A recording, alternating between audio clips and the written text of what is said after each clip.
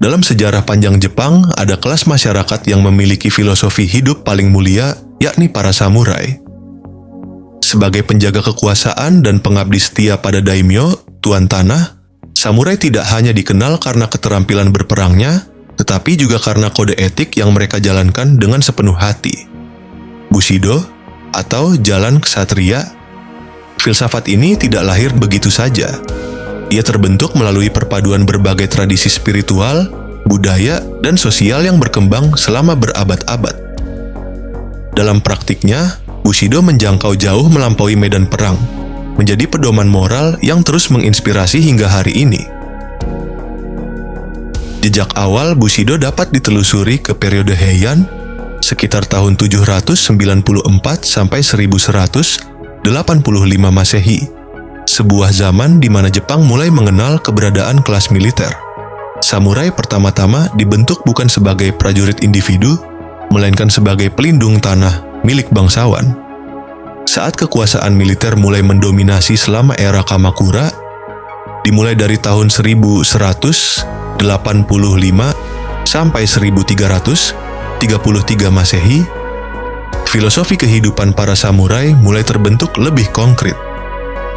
Namun, puncak pengaruh Bushido datang pada masa Edo dari abad 16 sampai 19 Masehi, ketika stabilitas politik dan perdamaian relatif memungkinkan nilai-nilai ini berkembang sebagai sistem etika, bukan sekadar strategi perang. Dalam inti ajarannya, Bushido menekankan 7 kebajikan utama yang dijalankan dengan disiplin tinggi. Gi, integritas; Yu, keberanian; Jin, kemanusiaan; Rei, hormat; Makoto, kejujuran; Meiyo, kehormatan; dan Chugi, kesetiaan. Namun, filsafat ini bukan hanya daftar nilai abstrak. Setiap elemen ini dijalankan dengan totalitas yang mencakup kehidupan sehari-hari. Untuk seorang samurai, misalnya, kehormatan adalah nilai absolut. Gagal menjaga kehormatan atau mempermalukan tuan bisa berarti hukuman paling tragis, seppuku. Ritual perpisahan dengan kehidupan dianggap sebagai tindakan mulia untuk menebus kesalahan. Sosok seperti Miyamoto Musashi menjadi salah satu wajah dari filsafat Bushido yang termasyhur. Musashi adalah samurai pengembara, seorang ronin tanpa majikan, yang memenangkan lebih dari 60 duel dan menjadi simbol keberanian serta kebijaksanaan. Dalam bukunya yang terkenal, Gorin no Sho, atau The Book of Five Rings, Musashi membagikan wawasan tentang strategi perang yang didasarkan pada penguasaan pikiran, bukan semata kekuatan fisik. Filosofi Musashi tidak hanya relevan dalam pertempuran, tetapi juga menjadi panduan dalam kehidupan modern, terutama dalam dunia bisnis dan seni manajemen. Menariknya, di sela-sela kehidupannya sebagai pendekar pedang, Musashi juga seorang seniman dan pemahat. Ia percaya bahwa seseorang yang sempurna harus menguasai harmoni antara seni bertarung dan seni mencipta. Dalam pandangannya tentang kehidupan, Musashi menegaskan, hormati para dewa dan Buddha, tetapi jangan bergantung kepada mereka. Sebaliknya, andalkan kekuatan dan semangatmu sendiri. Kalimat ini mencerminkan esensi Bushido, yakni integritas, keberanian, dan kemandirian sebagai fondasi untuk menjalani hidup yang bermakna dan penuh kehormatan. Filsafat ini tidak hanya terbatas pada samurai yang memilih hidup sebagai prajurit. Tokugawa Ieyasu, pendiri Shogun Tokugawa, menerapkan nilai-nilai Bushido dalam pemerintahannya. Ia menanamkan pentingnya kesabaran, pengendalian diri, dan loyalitas terhadap tatanan sosial sebagai fondasi stabilitas negara. Sebagai seorang pemimpin, Ieyasu tidak memerintah dengan kekuatan semata, tetapi juga dengan kebijakan dan kearifan.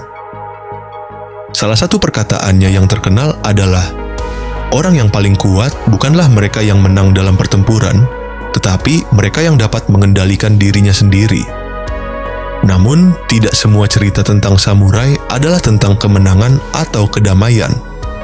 Pada penghujung era Edo, kisah Saigo Takamori muncul sebagai salah satu yang paling tragis, namun penuh kehormatan. Sebagai pemimpin pemberontakan Satsuma, ia menentang reformasi pemerintahan Meiji yang dianggapnya mencederai prinsip Bushido. Dalam pertempuran terakhirnya, ketika kalah menjadi tak terhindarkan, Saigo memilih kematian dengan kehormatan sebagai bentuk kesetiaan terakhir kepada prinsipnya. Meski perjuangannya tidak berhasil, Saigo dikenang sebagai simbol kesetiaan dan keberanian. Beberapa bahkan menjulukinya sebagai samurai terakhir, meskipun romantisasi cerita ini lebih dikenal melalui film Hollywood yang menambahkan sentuhan dramatis pada kisah aslinya. Pandangan tentang Bushido beragam di antara para cendekiawan. Nitobe Inazo dalam bukunya Bushido: The Soul of Japan menggambarkan Bushido sebagai jiwa moral Jepang yang mendefinisikan karakter bangsa. Buku ini yang ditulis dalam bahasa Inggris untuk memperkenalkan filsafat Jepang kepada dunia barat, menekankan bahwa Bushido tidak hanya menjadi pedoman hidup bagi para samurai, tetapi juga untuk masyarakat Jepang secara keseluruhan. Sementara itu, Daisetsu Teitaro Suzuki, seorang cendekiawan Zen, menyoroti hubungan mendalam antara Bushido dan Buddhisme Zen. Ia percaya bahwa praktik meditasi Zen membantu para samurai untuk mempersiapkan diri menghadapi kematian tanpa rasa takut, menjadikan mereka prajurit yang tidak hanya berani secara fisik, tetapi juga matang secara spiritual. Namun, interpretasi Bushido tidak selalu romantis. Eiko Ikegami dalam bukunya The Taming of the Samurai mencatat bahwa idealisme Bushido sering mengaburkan kenyataan hierarki feodal yang keras dan represif. Menurutnya, Bushido terkadang digunakan sebagai alat legitimasi politik, membuat samurai lebih menjadi alat kekuasaan daripada pengabdi sejati kepada kehormatan.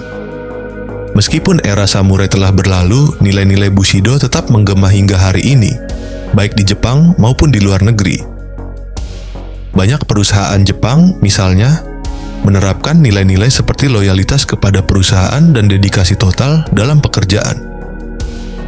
Prinsip ini juga menjadi landasan dalam seni bela diri Jepang modern, seperti Kendo dan Judo, di mana tujuan utamanya adalah pengembangan karakter, bukan sekadar kemenangan.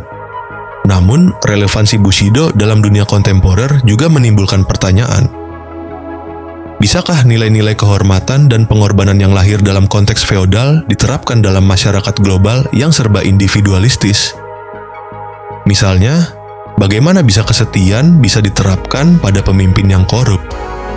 Tentu dalam praktiknya, Bushido bukan sesuatu yang bisa diterapkan secara membabi buta, tapi lebih kepada bagaimana kita dapat konsisten dengan prinsip moral yang kita bangun. Entah itu lewat agama, hubungan dengan orang sekitar, ataupun pengalaman hidup yang bisa terus dimaknai secara lebih dalam. Di balik segala idealisasi dan kritik, Bushido tetap menjadi cerminan dari pencarian manusia akan kehidupan yang bermakna. Filosofi ini mengingatkan kita bahwa di tengah perjuangan hidup yang keras, selalu ada ruang untuk integritas, keberanian, dan kehormatan.